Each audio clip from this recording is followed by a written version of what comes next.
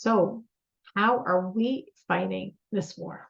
Still thinking about it, still thinking about what we're doing, still thinking about what's going on there, as of course, I assume every Jew is.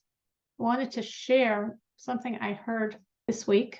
Unfortunately, a woman I'm very close to, her brother tragically passed away Thursday night. He was 48 and he had cardiac arrest, sitting on the couch, and a bit later was gone. So I called Sunday night to be Menachem Avel, to comfort her after her brother's passing. I spoke to her for a while, and then she said, Mrs. Turn, can you speak to my parents? Maybe you could give them comfort. So I spoke to the parents for a while.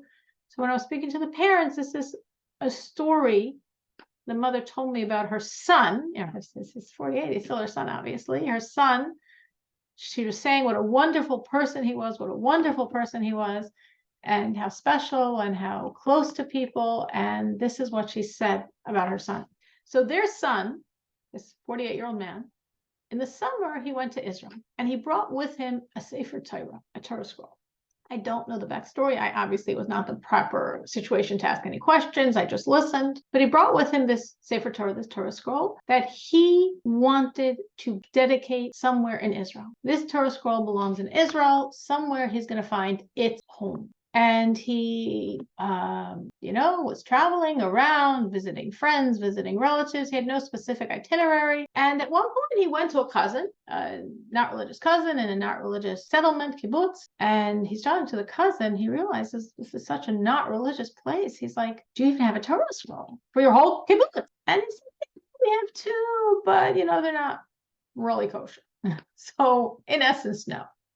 And this man, his name is Shmuel. Shmuel said, "Oh my gosh, I have the Torah scroll for you. I brought it to Israel. I had this compelling feeling I have to bring it to Israel. I had this compelling feeling there's someone in Israel I have to donate my scroll to. I'm giving it to your kibbutz. This Torah scroll will protect your kibbutz." And he also got mezuzahs for this man's entire house. He got tefillin for him. And he kept telling him, this Torah scroll is going to protect your kibbutz. That was August 15th. His parents saw on his cell phone, these messages back and forth. This happened on August 15th. October 7th, this kibbutz is right near the Gaza border. October 7th, this cousin was awakened very early. Obviously, they're hearing the missiles, but he was also very high in the army. So he got a call very early. As soon as it came out, he was called up to active duty. So he races out of the house. He personally happens to be in charge of the security of the kibbutz, but he was called. That's it. He races out. He has a Tesla. He raced with his Tesla out of the kibbutz. Kibbutz was Kibbutz Mefalsim. Races out of the kibbutz, and there's already 35 terrorists, 35 Arab terrorists waiting for the gates to open to shoot whoever comes through. He goes through. I guess they shut the gates after him when they saw, but right now they're focused on his car, and they're trying to shoot it up. And of course, what they were looking for was a gas tank, but it was a Tesla. So they didn't have a gas tank. And then they started shooting for the tires, because once they get the tires, he's stuck, and then they could come and very leisurely slaughter him. They got the two back tires. Somehow, makes no sense, they didn't puncture the front tires. 35 of them are aiming at him. They only got the back tires. He got hit, shot, and wounded in 3 separate places, but he kept driving. He knew this is it. And on those 2 front tires, he drove to the nearest city, which was Ashkelon, and got taken care of and went on to do what he needed to do for the army. In the meanwhile, in the kibbutz, there were 5 men in their security, of which one of them just ran off to army. These 4 men who were not even in contact with each other because their walkie-talkies weren't working properly. Somehow, I'm not going to go into all the details because the details don't make any sense. Somehow these 4 men held off 35 terrorists and killed everyone. They're not army. They're regular civilians with guns. They didn't have limitless bullets.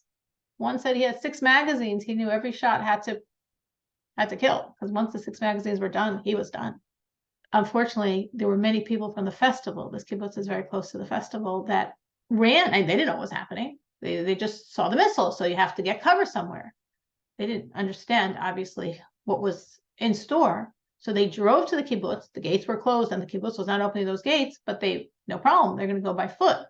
As soon as they got out of their cars, the terrorists shot them, shot them, shot them, shot them, shot them, same people hundreds of times.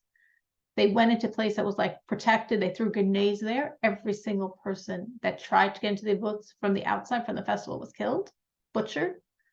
But not one person in the kibbutz was touched. No one was killed. No one was harmed. No house was burned. No one was taken hostage. And these 4 men held off and killed these 35 terrorists. No other kibbutz managed to do it like that. And the parents were telling me, look, this is what our son did. He had this feeling. He gave a Torah scroll. I mean, a Sefer Torah could be $20, $25, $30, $35, $40,000. He just felt he had to give it. He felt it was somehow protecting them, and it protected them. And this is the kibbutz that held off all the terrorists. So I thought it was an amazing story. I said it also as an aliyah, as an elevation for the soul of Shmuel. The soul should have an elevation, and all of us should always merit to just intuitively know what we need to do to help people. I thought it was so precious.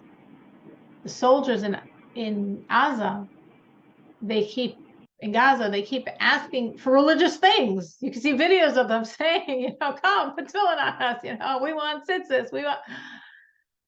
And one of the things they asked for was a Torah scroll, Sefer Torah. So going from Sefer Torah to Sefer Torah. And fine, of course, we're going to get you a Sefer Torah. We're getting you everything else. We're getting you washing machines. We'll get you a Sefer Torah. So there's this beautiful picture of them bringing the Sefer Torah into Gaza. What you might not have read in the pictures, what you might not have known is the Sefer Torah they brought to Gaza originally came from Gaza, was in the main shul in Gaza until 1920. 1920, when there was the famous massacres, infamous massacres in Hebron. It was in all of Israel. And there was massacres in Gaza as well. So the people, when they ran from Gaza, they took their Torah scroll with them. So that Torah scroll has been in exile from its home in Gaza since 1920. Almost 100 years. About 97 years. This Torah scroll hasn't been back to its home. And now, when the soldiers in Gaza said they wanted a Torah scroll, somehow somebody connected the dots, and this is the Torah scroll they brought back to them.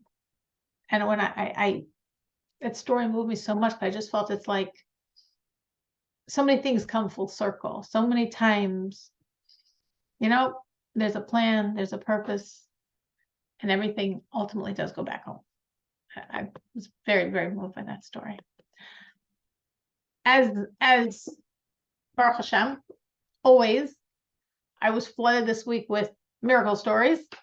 And I every time I listen or read or see another miracle story, again, how I'm processing it, which is why I have such a compulsion to share some, not all, but some, is because we're creating these miracles. And that's, of course, the message.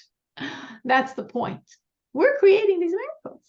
What we're doing, and that's really what I want to focus on tonight, are creating these unbelievable things that are happening, that are protecting soldier after soldier. I'll share just a few very briefly, just to set the stage for our discussing what we as the spiritual brigades are doing. So one, and again, I'm always aware that many people are probably hearing the same stories I'm hearing. If you heard it, that's beautiful. If you didn't hear it, that's beautiful. There's a group of soldiers in Gaza, in the area that they were officially conquered, and they were on like a break. They were sitting on the grass, maybe eating lunch, and accidentally, one soldier's gun fired a bullet. Now, my son happened to recently give me all the rules on what you do to make sure guns never accidentally fire bullets. This is like gun training prior to 101, You always have to make sure this, and you always have to make sure this, and you always have to make sure this. So guns never accidentally fire bullets. So it is not supposed to happen. And these are soldiers. They actually know how to use their guns. So for sure, their guns should never have accidentally fired a bullet. But it did. And of course, suddenly there's a bullet whizzing by, and everyone's like, ah! And he's like, no, it was from my gun. I don't know what happened. I don't know. And they're like, whoa, like, did anyone get hurt? No, no one got hurt. Okay, well, where'd the bullet go? Where's the bullet? Maybe someone else got hurt. And they follow the trajectory, like, where did that bullet go? They're looking to see where did it land. Bullets keep going. Where did it land? It landed directly at a terrorist who was half out and half in a tunnel with grenades, with cocktails in his hand, ready to throw it at this group of soldiers. And literally, his body wasn't even completely out of the tunnel. There went the bullet. There he went. And the soldiers were really like, wow, that's not normal. That's a miracle. Who created the miracle? We did. We are creating these enormous, enormous, enormous miracles that are happening much, much, much, much more than we're aware of. I feel very strongly that far more than the miracles we know are the miracles we don't know. Just like by the Gulf War. I remember during the Gulf War, of course, also we pushed and there were miracles. And I remember when the war was over, the Lubavitcher Rebbe came out with a public letter in which he said that we don't even know the miracles, that only those in the know, still, in, confidential information, not for public consumption, really appreciate the miracles that happened in the Gulf War. And I am so certain, like 100+%, that the stories we hear, and we're hearing more stories. I was going to share more, and I'm thinking I'm not going to, because I think we know so many stories. We all know stories.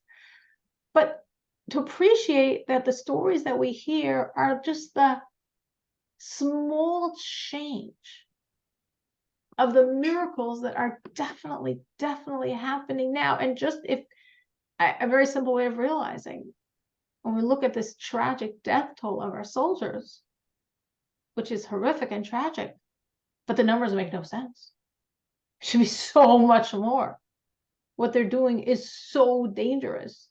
No army can do this without enormous casualties. America did it twice. They did it in Iraq and they did it in Afghanistan. And that's why all of American military is warning Israel, like, this is an impossible battle. Urban street fighting, where your enemy disappears into civilians, rip off his mask, suddenly he's a civilian, is an impossible battle. And it's a battle of enormous casualty of life. And there's those miracles that we don't know, but we know they're happening. So that's really what I wanted to focus on, that, and on what we are doing that's making the miracles. I actually saw 2 clips said by the people that were involved. So it also feels precious when the person that created or was part of the miracle is telling his personal story, both of which were circling around a topic we've discussed before, and the power of a letter in a communal Torah scroll, a communal Sefer Torah, how that creates enormous protection. If you remember, I've mentioned this before, the Lubavitcher Rebbe started this campaign in December of 1981. This was shortly before the war in Lebanon, Shalom HaGalil. And the Rebbe pushed it very strongly, saying acquiring these letters protects people, especially as the spring went on and Saddam Hussein and the nuclear reactor. The Rebbe was pushing again and again. He said there's this madman that wants to press a button and destroy a world, and pushing the letters in the Sefer Torah as the salvation for this, as a spiritual salvation for this, as the Rebbe called him, this madman. And then in June 7th of 1981, Israel, in something that makes no sense, managed to destroy that nuclear reactor. Again, with this unbelievable protection of these letters. So 2 personal stories that I heard, meaning personal not to me, but to the people that were saying them. So they're both said by boys meaning probably about 17, 18-year-olds, 19, 20, something that age frame. So the first boy was saying that he was in New York for the holidays this year. And before the Sukkot holiday, which began, as you remember, on a Shabbos, so it was Friday before the holiday, and he's walking outside 770, the heart of wherever he was. And there was a man there pushing people to buy letters in the Torah scroll for protection, as we were just saying. And he was saying how important it is and how the Rebbe said, this creates protection, this creates protection, this creates protection. And the boy went by, and like most of the people that were walking by, he went over and he bought a letter. Okay, now he has his protection. He kept walking. Then he's like, wait a minute. If this is really protection, which is what the Rebbe is saying, why am I only protecting myself? So he went back and he bought for his parents. He bought for his siblings. He bought for his relatives. He kept buying. He bought for his relatives. Then he bought for more distant relatives or like relatives of relatives. And he bought for friends. He just bought letter after letter after letter for every person he could think of because, hey, I mean, everyone needs protection, right? This is protection. That was Friday before the Sukkot holiday began. A week later, Saturday, 1 week and a day later, was October 7th. The settlement, from all the settlements where all the atrocities happened, the settlement that was hit the worst was Kibbutz Be'eri. Horrifically hit. Unfortunately, also people from the festival ran and came there for protection from the missiles, and everyone but one of those people got slaughtered as well. Horrors that happened there. He had, this boy, this young man, had 5 relatives, or relatives of relatives, that lived in that kibbutz. Every one of the 5 were saved. It is the only family in that entire kibbutz that emerged intact, meaning that not one person in this family unit was killed or taken hostage. Every other family in the kibbutz, whole families were slaughtered, families were taken hostage, horrific things happened in this kibbutz. Not only that, these 5 family members, there were more than 5 family members. All of these family members were in 5 different places. They weren't hiding together in one ma'amad, in one bomb shelter, that you could say God made a miracle and they didn't get into that bomb shelter. Somehow, miraculously, they didn't get in, as happened for some individuals. These relatives were in 5 separate places in the kibbutz. There was an uncle, aunt, and a baby in one place. He had a boy cousin in one place. He had a girl cousin in another place. He had his aunt's sister in another place. And he had his aunt's parents in another place. In 5 separate places in the kibbutz were all of this extended family of his, and not one of them was harmed. So it was just such a open expression of the power of these letters that this entire family stayed intact. Seemingly in the merit of the letters this boy bought for them 1 week before. That was one story that he told, which is very, very moving, thinking, here's this kid.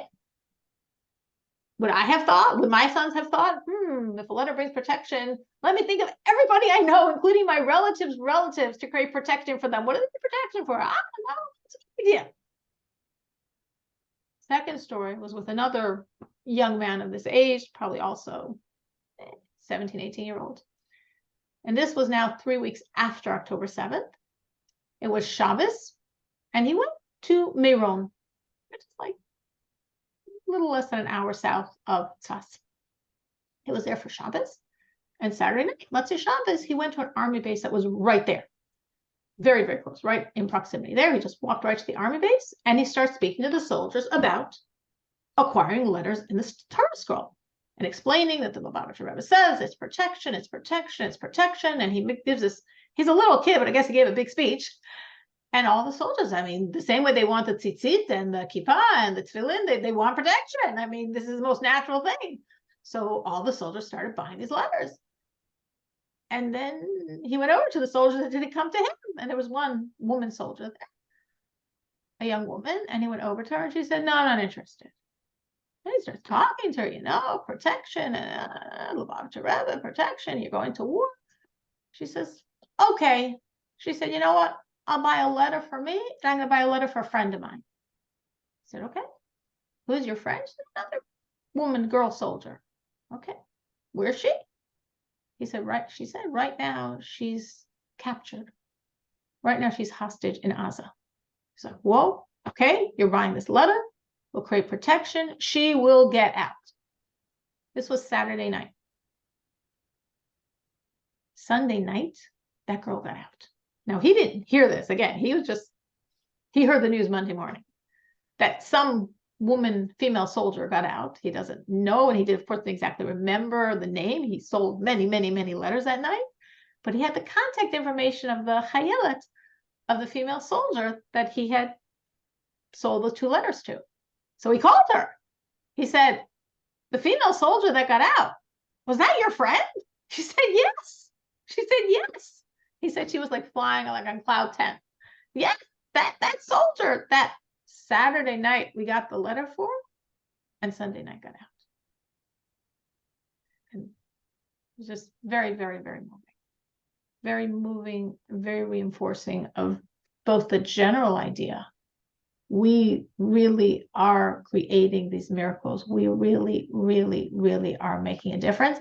And this very specific thing of these letters for protection, it's very streamlined. You could go online. And now there's a few sites. One's called unityletter.com. It's an easy one to remember. Unityletter.com. You could get a letter for anyone you would like, any Jew you would like, to create protection. And that's what we can do. It's such a simple act. It's such an easy act. What does it require? And we literally are creating protection for people.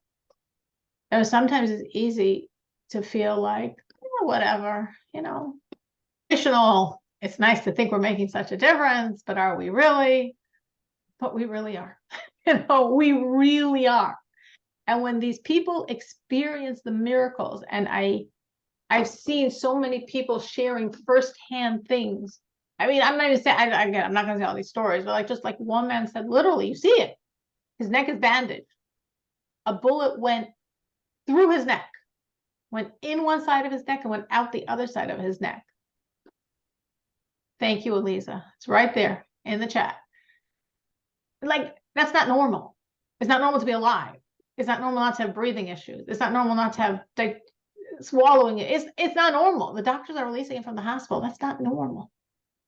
So one after another, the people that are experiencing these miracles, they acknowledge, they know it's coming from what we are doing. They're doing what they need to do, and we're doing what we need to do, and the world is changing. I don't post much because, I know everyone's flooded, but I did put on the chat that piece from CNN, because to me, seeing that piece, I think I sent the excerpted piece. The original piece is 7 minutes.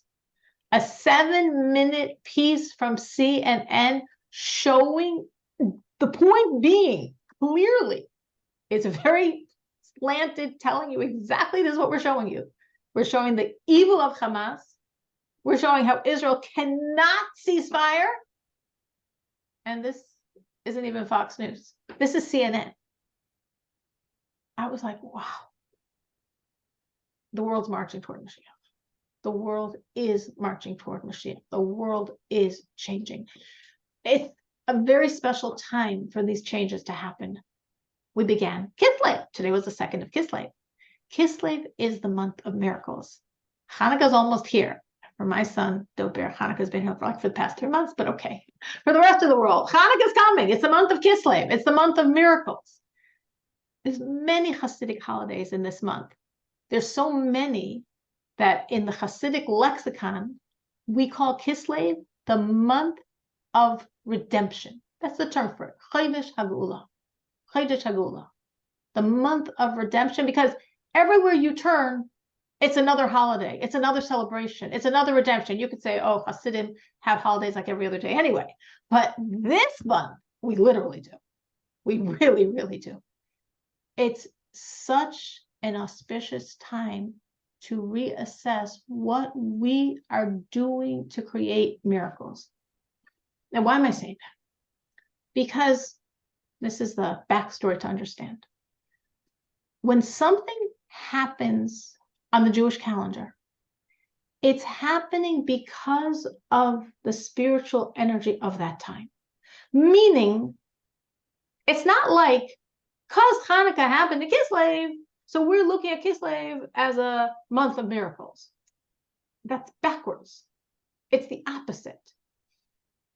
It's because the spiritual energy of Kislev is such, that's why Hanukkah occurred in Kislev.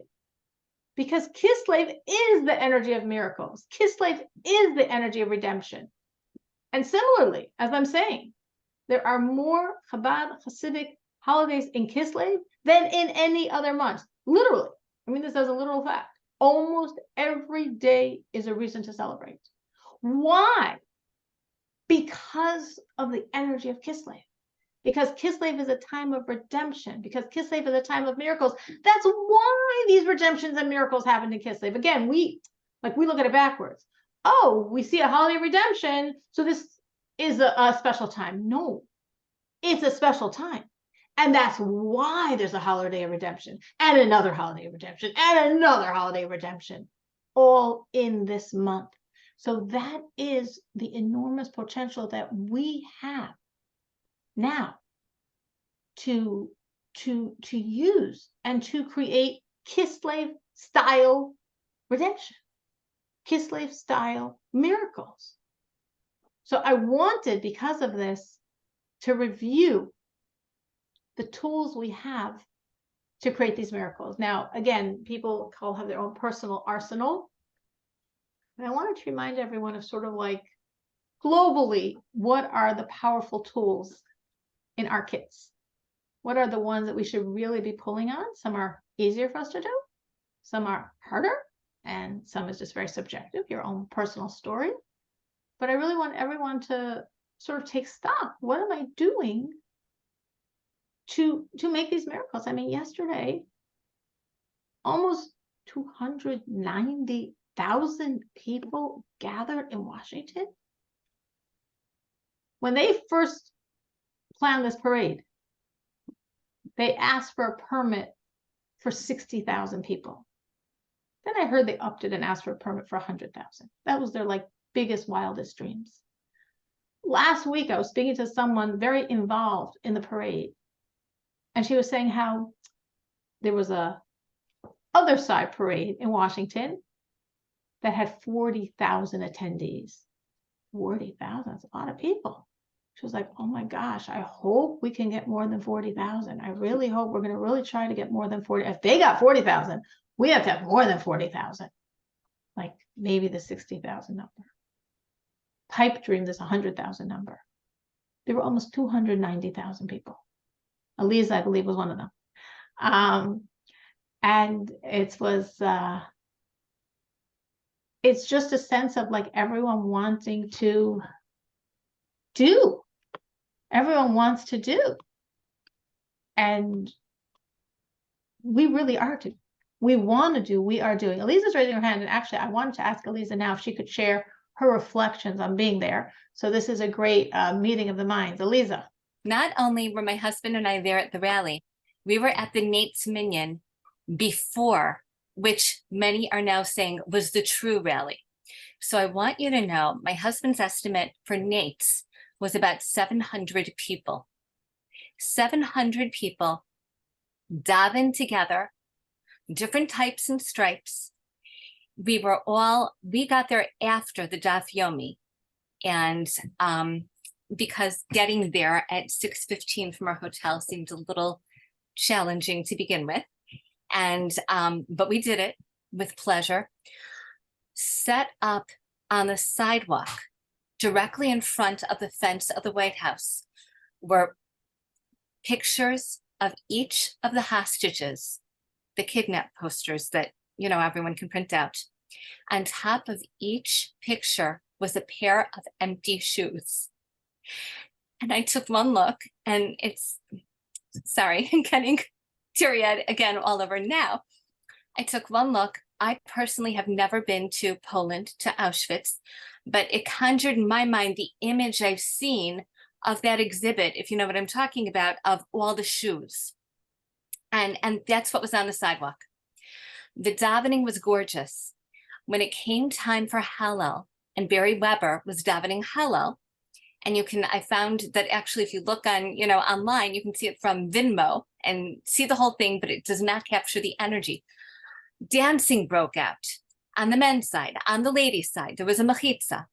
But in terms of what I wanted to share regarding they had 40,000 on their side, we should have 40,000 or more. So the White House was on our right in terms of how we were facing Mizrach. The mechitza was in front of the ladies, and then the men were in front of us. On our left was a counter demonstration of 2 or 3 people. I guess they're not as early risers. And they had flags, they had a whole display. There were several shomrim standing with their backs to them, to the counter people, because they were part of the tefillah. There were Homeland Security, police, and Secret Service people standing several facing the counter people. And from the people who were close to them, it seemed that they were really annoyed because they were just completely ignored. We were so focused on our tefillos, which is such a message. And it's not only that message, but the dancing that broke out, the joy, the tefillah was so powerful. There were some people who had little children. There were a few babies there. It was freezing in temperature, but it was amazing. Sometime towards the end of Hallel, there was an announcement. Now, I want you to picture Hallel was to a guitar and to a keyboard with Barry Weber, and it was beautiful beyond anything I can describe. There was an announcement that the Secret Service was requesting anyone who had an unattended backpack by the fence, anyone standing by the fence, please remove it immediately, or they would have to. No one said anything. No one spoke. The Hallel sort of paused. The music kept going. The light-a-day-days kept going. People kept dancing and danced their way over men in their talesim, the ladies as they were, took whatever was there, including the entire exhibit of posters and shoes. Everything was removed from the sidewalk. No questions, no arguments, with smiles, truly besimcha, and then Hallel resumed. To see the looks on the Secret Service, to see the looks on these park police, and they were like beyond amazed. They were smiling, but wowed. You could see the wow all over their faces. And if we were not sure if we were reading them correctly, so later after davening, after it was announced where breakfast was, and I can't say that we went. Hanan and I went back to our hotel room to take like a short nap and have breakfast there before going on to the rally. We stopped by a Secret Service person because how often do we have this interaction? And I asked, could we take a picture with you? And so he said, well, I'm on duty, so I can't really say yes, but you can talk to me and you can take pictures of yourself standing right next to me if you'd like. And so that was his version of, sure, go for it. And I asked him after we took the pictures, so what was your experience of our tefillah gathering, our prayer gathering? His face lit up. It was like the light that I thought was already on was turned on with such a high, I don't know, velocity, high, I don't even know what the word is in terms of how high that light turned on when he said, and he couldn't stop saying it was nice. It was really nice, really, really nice. The praying, the singing, the dancing, the music, everybody was so well behaved. And it was just so nice, so really, really nice. And we've never had anything like that here. And you should do that here more often. It was really nice, really, really nice. he couldn't say really nice enough. I don't really have time now. I'm just going to do it briefly though, because it is the month of Kislev. It is a powerful time. I think I'll do it more extensively because I wanted to develop some of these concepts more. But the idea that I wanted to do that I'll do next week, God willing. It will see whether it's holding next week. Maybe we'll just be celebrating. It's just thinking of the basic tools we have, like joy, like trust, like Tehillim, like tzedakah, davening, mezuzah. We spoke about the letter in the Torah, getting Jewish children to say words of Torah, words of prayer. Those are 7, do I have 7 really powerful tools?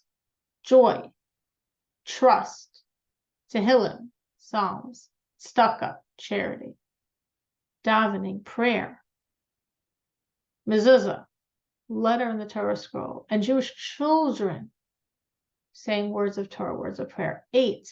Those are 8 classical, powerful tools that all of us can use. We can use it by doing it if we're not, doing it better. We're doing it and we're doing it better. We can also simultaneously get someone else to do it. And if we can't get someone else to do it, we could try to get someone else to do it. And that also counts a lot and is very meaningful. Every sincere effort in all of these directions really create the arsenal for miracles. We are the ones creating the arsenal for miracles. We're not alone. There's a world of Jewish people creating this arsenal for miracles, but some of them don't know what to do exactly. Like a friend of mine was saying, she knows some very non-affiliated Jewish woman, and the woman said, "Oh, I so much want to do to help Israel. So what did she say she was doing? I'm knitting. I think she's knitting scarves for, I don't know, poor children in Chicago. Like somehow, I guess again, she got the idea of doing a kindness, but like didn't exactly connect the dots. Ultimately, like what was the best way she could serve and the best way." So you could give charity for the Jews in Israel. Oh, what a great idea. I didn't think of that one. So I think every Jew in the world wants to help, wants to take part, wants to serve. And the fact that so many showed up is really an expression of that need, of that urge, of that feeling of, I want to do what I can do. What can I do? Oh, this I can do. But we're fortunate that we really know the most powerful spiritual tools. Again, I'm going to review the list briefly, and then next week, God willing, we'll talk a little more about some of the backstory and all of this. But joy, and what the miracles God's making now that are happening right now. We might find them out tomorrow, but they're happening now. Trust, absolute trust in God. Tehillim, however much, there's always more. Charity, the same. Prayer, the same. Mezuzah, getting those letters in the Torah, and getting children to say words of prayer, words of Torah, words of Tehillim. The mouths of children, the mouths of children have the power to destroy the enemy. These are amazingly powerful tools we have, and we'll discuss them more next week. Thank you.